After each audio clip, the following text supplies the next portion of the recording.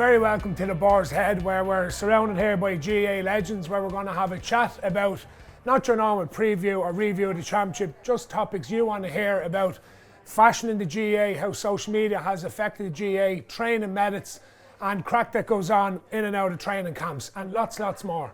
It's part of a campaign I'm involved with Pure Brew non-alcoholic beer in association with Diageo and drinkaware.ie, where we're encouraging responsible choice around alcohol and to never ever to drink and drive. You can help us with this pledge by liking and sharing the video or going online and checking out jointhepack.com. We're surrounded by, let's say, John Milan, Denise Masterson, Anthony Daly, this beautiful Angie Walsh, Armagh, Stevie McDonald, and this man, Mr. Pat Spillane. Between us all, we have 21 All-Ireland medals. Myself and John don't share too many of them, but the rest of them do. So I want to start, I suppose, with Dalo, with yourself, around fashion in the GAA. So let's just say, right, you're manager of Clare next year, the year after, and you know, a successful term this time, right?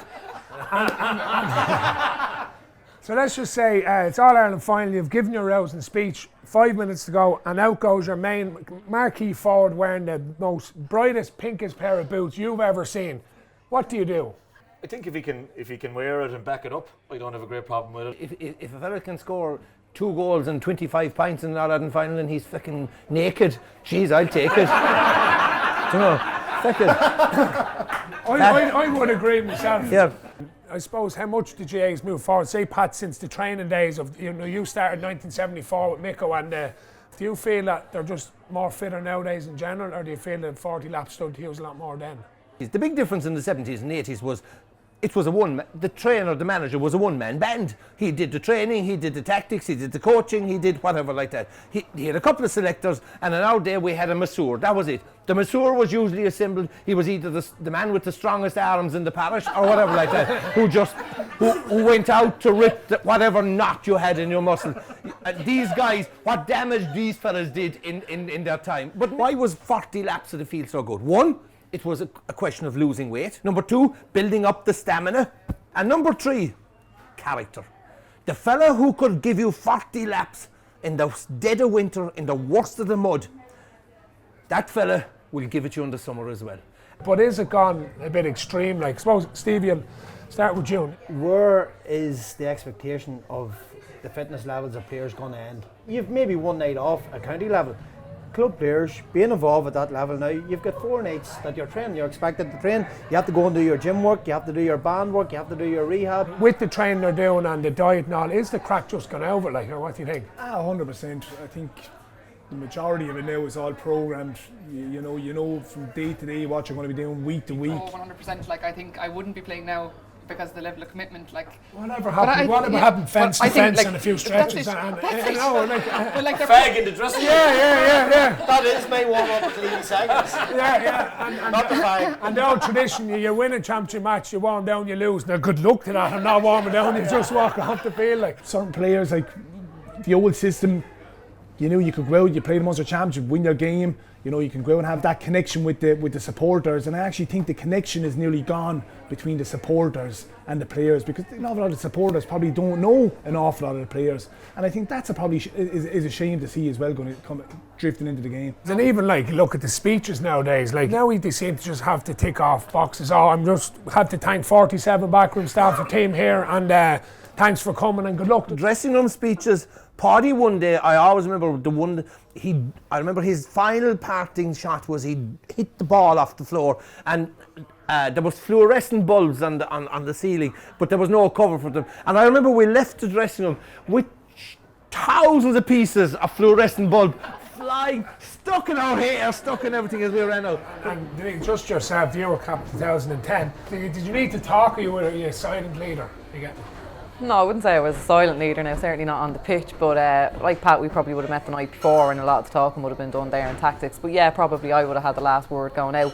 That's not to say other people would have. And again, it depended on the mood in the changing room, it depended on who we were going out to play, it depended on so many things. Sometimes it'd be calm, sometimes someone else would want to say something. It really depended on the mood in the changing room at the time. But yeah, generally speaking, I probably would have had the last word going out the door. Best I ever heard, like myself, and I don't remember much of them either, to be honest with you, because Gerald Nan hardly ever spoke in the dressing room. he did his talk and would say Tuesday, Thursday. Yeah, that's the key. He'd tell you that morning, you were never in better shape. Oh my God, oh, Jesus, he'll destroy him and all this. We listen to this in the hotel saying, Jesus, I'm bricking myself here. This fella's lightning, like, you know. Well, like in '97, we had played Tip in the Munster final, and we'd fairly gone to town down in Cork, like in terms of speeches. And of course, the back door was just in, and of course, who came through the back door? Only Tip, and we had to face into him again, like. So the first half, they hurled us off the field. Now they should have been up more, but they were up 4 at half time.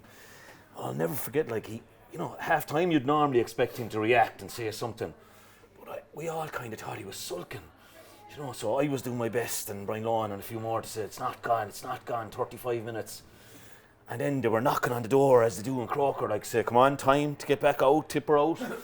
And like I said, I better lead him out, and I was captain, so I made my way for the door, and next thing the hand went up.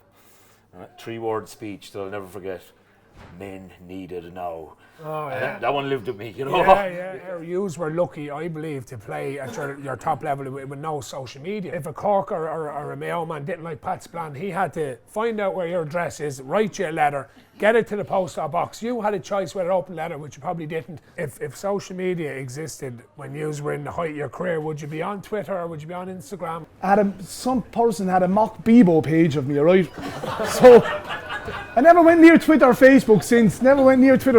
So there's a story anyway. My sister is living down in Cork, and she came home one Christmas and she said, Jesus, John, she said, you're awful popular on Facebook. She said, Eva said, I'm not on Facebook at all, I said. She said, Jesus, yeah. She said, yeah, I'm after having numerous conversations with you on Facebook. Well, that was kind of annoying where there's probably, I think there's had to be a mock Pat Spillane page. There's a lot of them. So if you Google in GAA BOLLOCKS, you'll get my name. Holy God. And it'll be trending. You're never going to please everyone. I'll go back to a period when I was playing. We played a few National League games up in Crossmaglen. We played Westmeath one week, and I was pure dung. I scored maybe 1 or 2 points, but there was a poll put up: should Stephen McDonald be dropped from the Armagh squad right after that game? And it was one of my worst games ever. The following week, we were playing Roscommon, and I scored 2 goals and 7 points, whatever it was. But on the way out, Benny Tierney would always tell this story. He met some man on the way out. The first day he says, McDonald should be dropped, this and whatever. He believes it was this guy that set up the poll. On the way out the second day, he says, what do you think of McDonald now? He says, sure, isn't he a greedy b****? Yeah.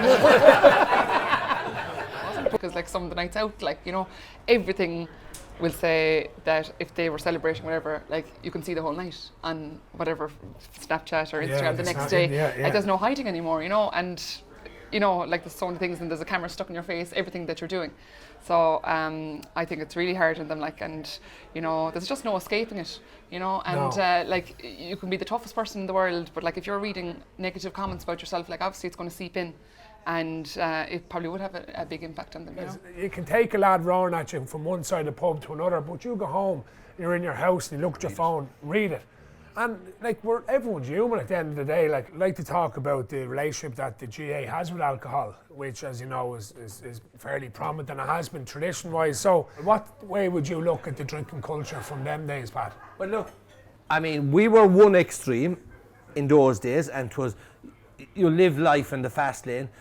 Today, the modern day Gaelic footballer is living life in the monastic fucking lifestyle, somewhere in between, in moderation.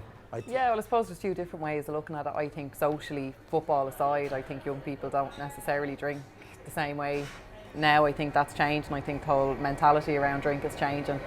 I think with all the science behind it, I think that if you have athletes involved in the sport, they might not necessarily want to be drinking.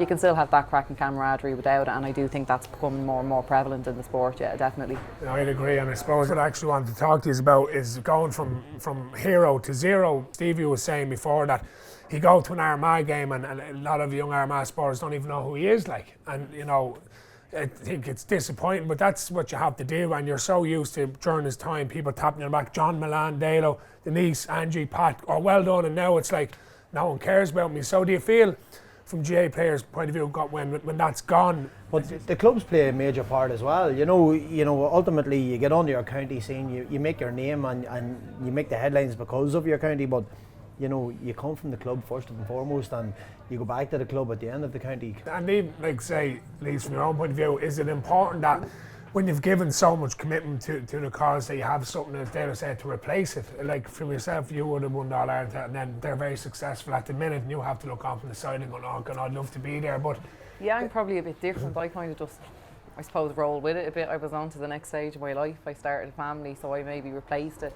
With ladies, again, it's probably a bit different because family probably played a much bigger role in my career than the lads. Like, we wouldn't have had the media at all at that stage. Like, we wouldn't have had the exposure, so we wouldn't have really been. It was always your family, your close friends at the games, and they didn't go away, and they still know who I am. Do you know what I mean? So maybe for us it was a bit different in that regard. So just want to say thanks to all my legends here tonight in the Boar's Head, and make sure to like and share this video to pledge your support to Never Drink and Drive with #GA Pure Sound. Good luck.